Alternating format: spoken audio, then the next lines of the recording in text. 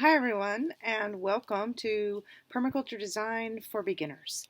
I just wanted to say a quick hello and sort of tell you my mission for this course. I've been teaching permaculture and interacting with permaculture people for a really long time, and the most common situation I see with beginners is that y'all are either completely overwhelmed. Those of you who have access to land tend to be completely overwhelmed and sort of don't know where to start, and or hyper fixated on just the vegetable garden. Or if you don't have immediate access to a site, you have the idea that you can't start, that you need to wait to start practicing permaculture until you have a site.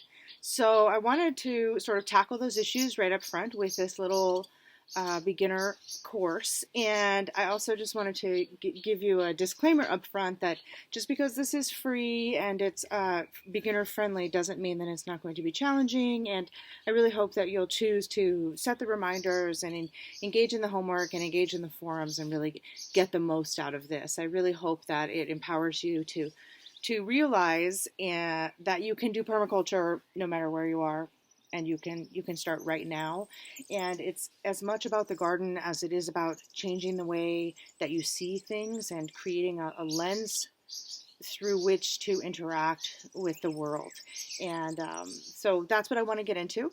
We're going to talk about whole systems design and what that really means, and design thinking, and how to sort of open these doors in your mind. And we're going to talk about site selection, how to gain access to land if you don't have access to land, and if you do, how to sort of choose. Like if you happen to be lucky enough to be able to choose where you live, how do you make that choice? What sorts of things should you be looking for?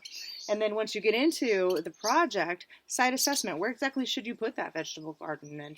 And we're going to talk about reading the land, and we're also going to talk about reading the people, because that's as big a part of this as anything, right? We are the inhabitants along with all of these other creatures. So we're going to get into that stuff. And then, of course, I want to circle back around to my GoBRDM design process and talk about how we can kind of make sense of all of the overwhelm and start to create a step-by-step plan for ourselves to engage in a design process with our site, so it doesn't feel so mishmash, it doesn't feel so overwhelming.